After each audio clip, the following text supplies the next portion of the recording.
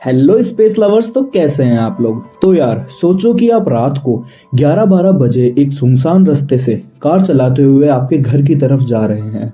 आसपास दूर दूर तक कई किलोमीटर तक कोई मकान या लाइट नहीं है। आप आराम से एफएम में गाने सुन रहे हैं, मगर तभी अचानक से आपके सामने इतनी तेज लाइट आती है कि आपको कुछ भी दिखाई नहीं देता।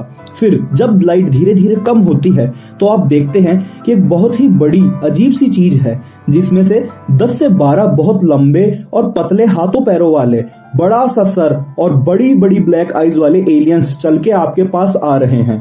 अब ये सिचुएशन कई बार हॉलीवुड और बॉलीवुड मूवीज में दिखाई जा चुकी है। एंड मोर इम्पोर्टेंट ये है कि ऐसे कई लोग हैं जो दावा करते हैं कि उनके साथ ये वास्तव में हो रखा है।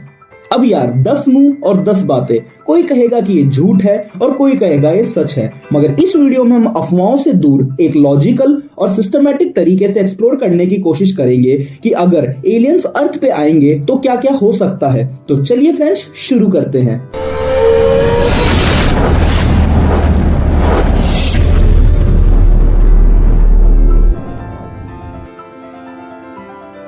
तो एक्चुअली ये टॉपिक इतना डाइवर्स और कॉम्प्लिकेटेड है कि इसका कोई एक सिंगल आंसर हो ही नहीं सकता। इसीलिए इसका इलाज यही है कि हम इसे डिफरेंट कंडीशंस में बांटकर उन्हें अलग अलग स्टडी करें। अब देखो यार, एलियंस के अर्थ पे आने की कई वजह और कंडीशंस हो सकती है। तो आइए देखते हैं वो कंडीशंस कौन कौन सी है।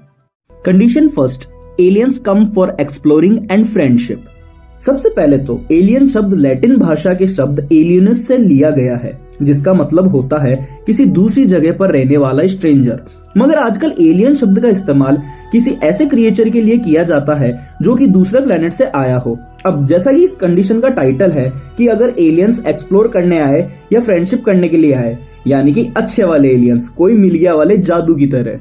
अगर एलियंस अर्थ पे आएंगे तो सबसे पहले दुनिया में जितनी भी स्पेस एक्सप्लोर एजेंसीज हैं उन्हें पता लगेगा, जैसे नासा, स्पेसएक्स, इसरो, रशिया और भी बहुत से। अब एलियंस अपनी स्पेसशिप पर इंग्लिश में मोटे मोटे अक्षरों में ये लिखकर तो आएंगे नहीं कि भाई हम दोस्त हैं। तो जब एलियंस आएंगे तब सभी पावरफुल कंट्रीज वर्स्ट पॉसिबिलिटीज के लिए तैयार रहेंगी और सब अपने हथियार और मिसाइल तैयार रखेंगे। और हो सकता है भाई कोई चला भी दे, क्योंकि आज की दुनिया में एक देश को अपने पड़ोसी देश पर भी भरोसा नहीं है, तो एलियंस पर कहां से होगा। और जब हम मिसाइल चला देंगे तो हो सकता है वो भी डिफेंस में चला दे और वॉर स्टार्ट हो जाए। लेकिन अगर किसी चमत्कार से सारा मामला थोड़ा शांति से हो जाए, या कहे कि हम और एलियंस एक दूसरे पर थोड़ा ट्रस्ट कर लें और उन्हें अर्थ पर उतार दें, तब क्या होगा।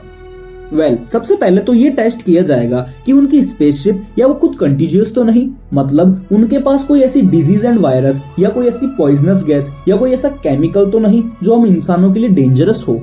अगर है तो फिर हर हालत में उनका फिजिकल कांटेक्ट अवॉइड किया जाएगा। वैसे आजकल ये बहुत ज्यादा सुनने में आ रहा है। और अगर वो कंटीजियस नहीं है तो आगे के प्रोसेस कंटिन्यू रखे जाएंगे। अब सोचिए कि हम उन एलियन से कितना कुछ सीख सकते हैं। वो कई लाइट ईयर दूर से हम तक आए हैं, तो उनकी स्पेस ट्रेवल की पावर तो बहुत तगड़ी और हमसे अच्छी ही होगी। हम उनसे उनकी टेक्नोलॉजी सीख सकते हैं, जो कि हमारी टेक्नोलॉजी से बहुत और बहुत ही ज्यादा डिफरेंट और एडवांस होगी।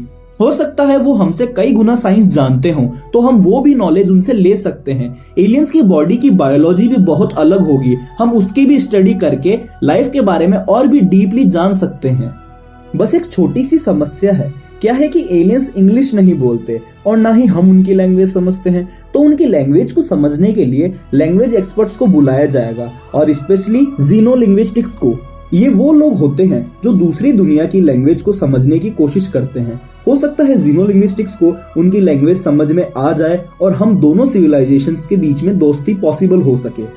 खैर, ये तो हुई अच्छी बातें, मगर हर सिक्के के दो पहलू होते हैं। वो कहते हैं ना, there is always a dark side of a moon. तो हमारी दूसरी कंडीशन इसी बात की डार्क साइड को एक्सप्लोर करेगी। Condition second, alien come for resources और कॉलोनाइजेशन।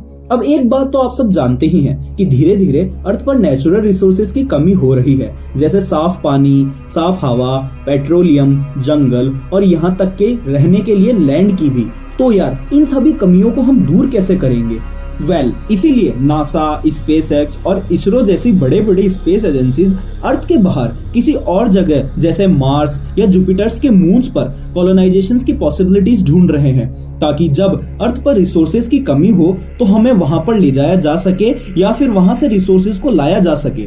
अब भाई हम अकेले इंसान ही इतने दिमागदार तो है नहीं, हो सकता है ये सब एलियंस ने भी सोचा हो सकता है उनके भी रिसोर्सेज खत्म हो गए हों और उनके पास भी किसी और प्लेनेट से रिसोर्सेज लेने के अलावा कोई रास्ता बचा ही नहीं हो। तो ये पॉसिबल है कि एलियंस हमारे प्लेनेट यानी अर्थ पर रिसोर्सेज के लिए आए और हमसे लड़ने के मूड में भी आए हों, क्योंकि कोई पड़ोसी से चीनी या दूध मांगने तो आए नहीं जो हम आराम से दे देंगे। तो उस कंडीशन में हमारे और एलियंस के बीच में बड़ी वॉर छिड़ जाएगी। दोस्तों, बड़े बुजुर्गों ने कहा है कि the greatest teacher is history. अब आप सोच रहे होंगे कि हम बात फ्यूचर की कर रहे हैं तो इसमें हिस्ट्री कहां से बीच में आ गई। दरअसल रिसोर्सेज की ये लड़ाइयां इतिहास में कई बार हो चुकी है।